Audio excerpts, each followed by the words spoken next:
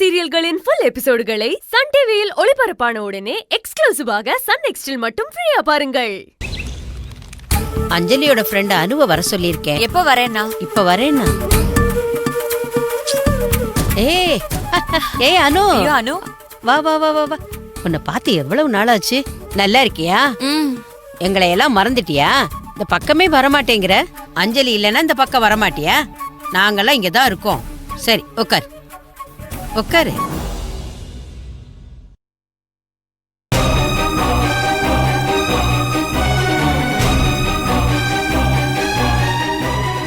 என்ன அனு எதுவுமே பேச மாட்டேங்கிற? உங்களெல்லாம் லைஃப்ல திரும்ப பாத்திரவே கூடாதுன்னு இருந்தேன். அப்புறம் எப்படி நான் ஒழுங்கா பேசுவேன்? ஏண்டி ஏன் இப்படி பேசுற? நீங்க பண்ணி வச்சிருக்க வேலை அப்படி.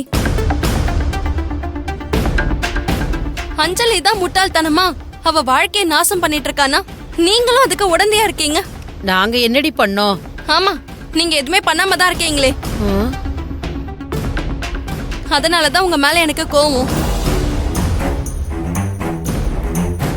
அவ ஏதோ தியாகி மாதிரி புருஷனை தாரவாத்து கொடுத்துட்டு அந்த வீட்லயே சர்வெண்டா வேலை பார்த்துக்கிட்டு அசிங்கப்பட்டுக்கிட்டு இருக்கா. நீங்க அதெல்லாம் பார்த்துட்டு எப்படிதான் சும்மா இருக்கீங்களோ? புருஷன் ஒருத்தன் இல்லைன்னாலும் பரவாயில்ல, புருஷனையும் பக்கத்துல வச்சுக்கிட்டு இவன் என் புருஷன் ஆனா இவன் எனக்கு சொந்தம் இல்லைன்னு ஒருத்தரால எப்படிதான் இருக்க முடியும்? ஒரு இலை நிறைய சாப்பாடை வச்சுக்கிட்டு அத சாப்பிடாம பட்னியா இருக்க மாதிரிலாம் இருக்கு. அப்படிலாம் எப்படி அவளால இருக்க முடியுது? நீங்களும் அதை எதுவும் கேட்காம வேடிக்கை பார்த்துக்கிட்டு இருக்கீங்க. எங்களை என்னடி பண்ண சொல்ற? அவ பண்றது தப்புன்னு சொல்லி நீங்க தான் புரிய வைக்கணும். நாங்களும் எவ்வளவோ தடவை சொல்லி பார்த்துட்டோம். என்ன சொன்னாலும் கேட்கவே மாட்டேங்கிறா. கேக்கலனா நேரா அந்த வீட்டுக்கு போய் பிக்கி சார் கையை பிடிச்சு இவதான் உன் பொண்டாட்டின்னு சொல்றதுக்கு உங்களுக்கு எவ்வளவு நேரம் ஆக போகுது?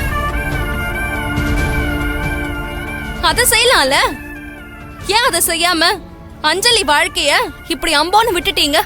நீ சொல்ற மாதிரி செய்யலாம். ஆனா உன் ஃப்ரெண்ட் அஞ்சலி அந்த மாதிரி வந்து விக்கி கிட்ட சொன்னீங்கன்னா அடுத்த நிமிஷமே செத்து போயிடுவேன்னு சொல்றா. அப்படி இருக்கிறப்ப எங்களால மட்டும் என்ன பண்ண முடியும்? அப்ப இதுக்கு என்னதான் முடிவு? இப்ப அவ கர்ப்பமா வர இருக்கா. இன்னும் 7 மாசம் தான், குழந்தையும் பிறந்துரும். அந்த குழந்தைய வச்சுக்கிட்டு அவ என்ன பண்ணுவா? எங்க போய் இருப்பா? இதுக்கெல்லாம் உங்ககிட்ட பதில் இல்லைன்னு எனக்கு தெரியும். சரி அதை விடுங்க. என்ன எதுக்கு வர சொன்னீங்க அத சொல்லுங்க. நான் கிளம்பி போயிட்டே இருக்கேன். ஓ கோவம்லாம் எங்களுக்கு புரியுது. இதே கோவம் எங்களுக்கும் இருக்கு. ஆனா என்ன பண்றது?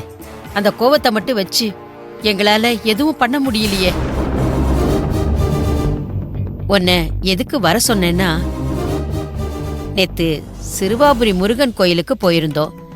அங்க முருகன் பாதத்துல ஒரு முடிக்கயிறு வச்சு எடுத்துட்டு வந்தோம்.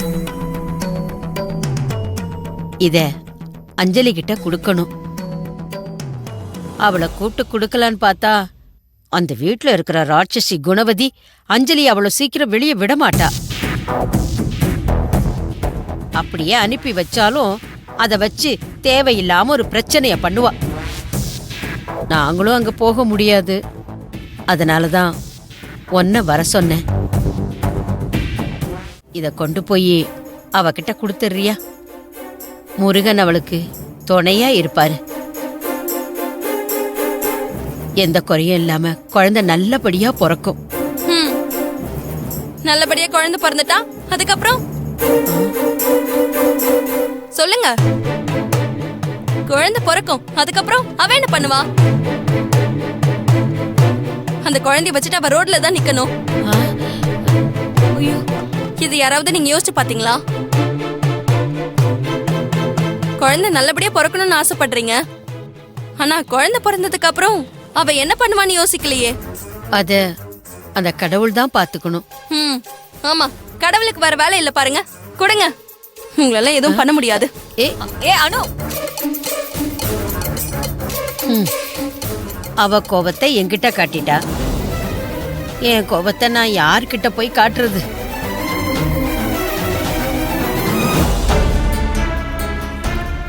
ஆச்சு எனக்கு. ஏன் எப்போ பார்த்தாலும் அஞ்சலி நினைப்பாவே இருக்கு?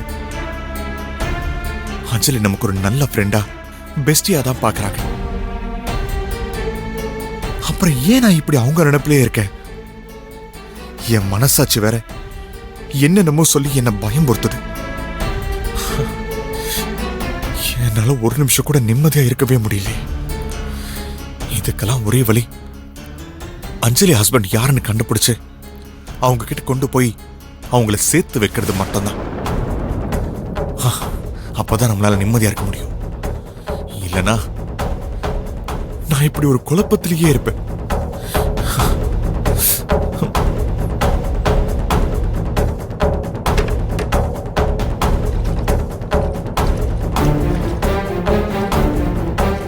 அஞ்சலி,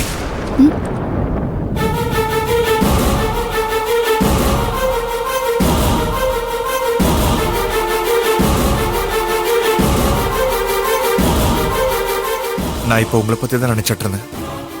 என்ன பத்தி நீங்க ஏன் சார் நினைக்க போறீங்க? நான் கேட்கிறேன்னு தப்பா நினைக்காதீங்க. அப்படி என்ன சார் கேட்க போறீங்க? நீங்க என்கிட்ட ஒரு விஷயத்த மறைக்கிறீங்க அஞ்சலி. நான் உங்ககிட்ட எதையும் மறைக்கலையே சார். இல்ல, உங்க ஹஸ்பண்ட் விஷயத்துல நீங்க எதுவுமே சொல்ல மாட்டேங்கிறீங்க. அவர் எங்க இருக்காருன்னு உங்களுக்கு தெரியவே தெரியாதுன்னு சொன்னீங்க. ஆனா ஃபுட் டெலிவரி பண்ற பையன் உங்க ஹஸ்பண்ட பார்த்தேன், அவர் இங்கதான் இருக்காருன்னு சொல்லிட்டு இருக்கான். உங்க ஹஸ்பண்ட் இங்கதான் இருக்காருன்னா அப்ப அவர் எங்க இருக்காருன்னு உங்களுக்கு எப்படி தெரியாம இருக்கும்? சார், அந்த பையன் என் ஹஸ்பண்ட பார்த்ததா பொய் சொல்லியிருக்கான் சார். அவன் பொய் சொன்னான்னு கூட வச்சுக்கலாம். ஆனா அவன் உங்க ஹஸ்பண்ட பார்த்தான்னு சொல்லும் போது அவர் இங்க இல்லைன்னு நீங்க ஒரு வார்த்தை கூட ஸ்ட்ராங்கா சொல்லவே இல்லையே. அப்போ உங்க ஹஸ்பண்ட் இங்கதான் எங்கேயோ இருக்காரு, உங்களுக்கு தெரியும்ல? அஞ்சலி சொல்லுங்க, உங்க ஹஸ்பண்ட் எங்க இருக்காரு? இல்ல சார், அவரு எங்க இருக்காருன்னு எனக்கு தெரியாது. அது எப்படிங்க உங்களுக்கு தெரியாம இருக்கும்?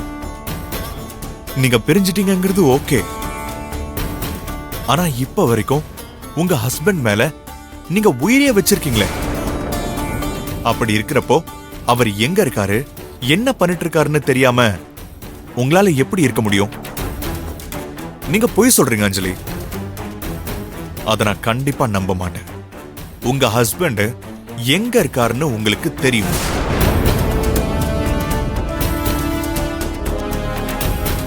இங்க பாருங்க, உங்க ஹஸ்பண்ட் மேல உங்களுக்கு ஏதாவது வருத்தம் இருக்கலாம், இல்ல அவருக்கு உங்க மேல ஏதாவது வருத்தம் இருக்கலாம்.